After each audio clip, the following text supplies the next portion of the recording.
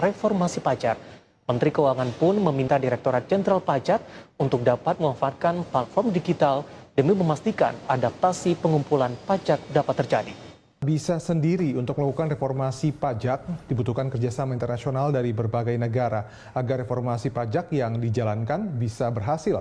Pemerintah menyambut baik adanya kerjasama perpajakan secara regional yang diinisiasi oleh ADB. Keuangan akan segera mengumumkan tim reformasi perpajakan. Selain dari internal, anggota tim juga berasal dari pemangku kepentingan bidang perpajakan. Kerja tim reformasi perpajakan akan mencakup 5 hal, yakni institusi, sumber daya manusia, perbaikan basis data, sistem teknologi informasi, termasuk juga proses bisnis.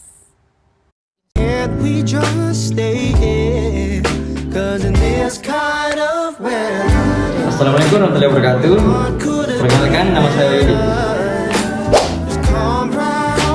Perkenalkan, nama saya Syarani Yasmin. Saya Windy Ria Zahra. Nama saya Arun Henry.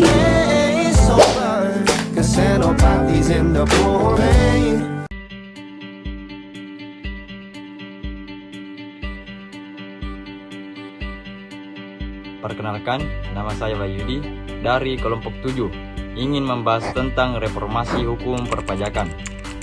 Reformasi hukum perpajakan adalah serangkaian perubahan, kebijakan, dan regulasi pajak yang bertujuan untuk memperbaiki sistem perpajakan suatu negara. Selanjutnya, reformasi perpajakan di Indonesia telah melalui beberapa tahapan penting dari era Orde Baru hingga saat ini. Setiap tahap membawa perubahan sesuai dengan kebutuhan ekonomi dan tantangan yang ada pada masanya, mulai dari pengenalan sistem self-assessment dan PPN di tahun 1983, modernisasi digital pada tahun 2000, hingga penerapan kebijakan yang lebih berkeadilan dan berkelanjutan melalui Undang-Undang HPP pada tahun 2021.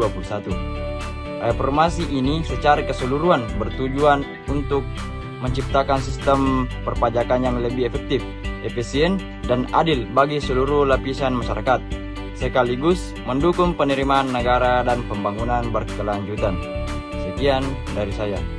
Halo teman-teman sekalian, pasti teman-teman di sini sudah mengetahui apa itu reformasi hukum perpajakan. Baik, saya Anita Henry akan melanjutkan pembahasan selanjutnya tentang dampak reformasi perpajakan terhadap negara.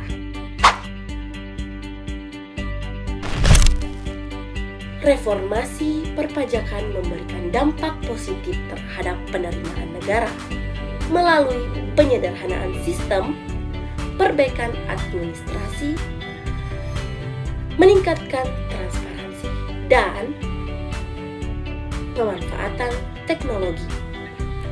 Reformasi mampu meningkatkan kepatuhan wajib pajak dan menekankan praktik penghindaran pajak.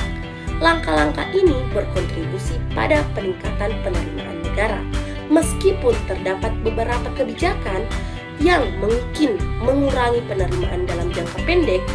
Secara keseluruhan, reformasi perpajakan mendukung stabilitas dan keberlanjutan penerimaan negara yang penting untuk pembiayaan pembangunan dan meningkatkan kesejahteraan masyarakat.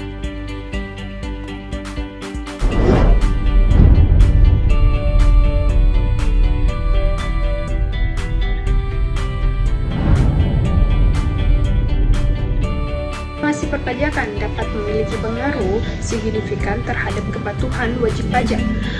Beberapa pengaruh utama dari reformasi perpajakan terhadap kepatuhan wajib pajak yaitu sistem yang lebih sederhana dan transparan. Salah satu tujuan utama reformasi perpajakan adalah menyederhanakan prosedur dan aturan perpajakan.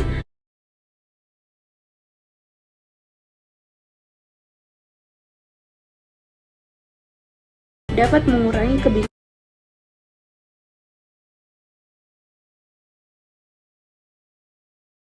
dan kesalahan yang dilakukan oleh wajib pajak. Selanjutnya, saya Windy Ria Zahra akan melanjutkan terkait dampak reformasi perpajakan terhadap pertumbuhan ekonomi.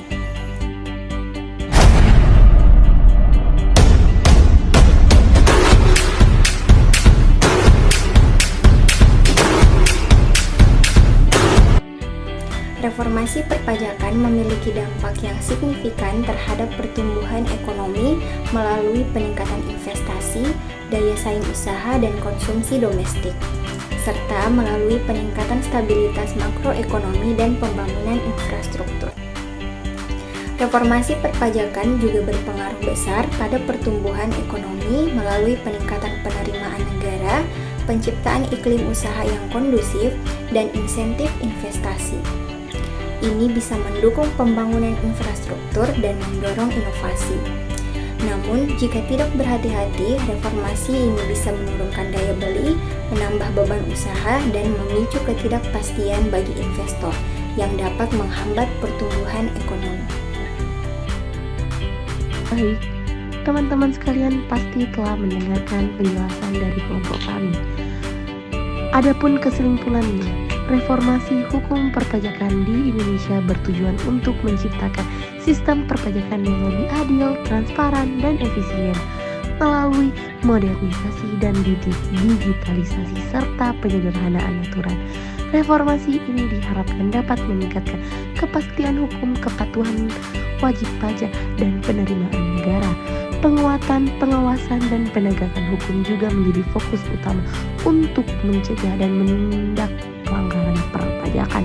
Secara keseluruhan, reformasi perpajakan mendukung pembangunan nasional, mengurangi ketergantungan pada utang luar negeri, dan memperkuat kemandirian fiskal Indonesia.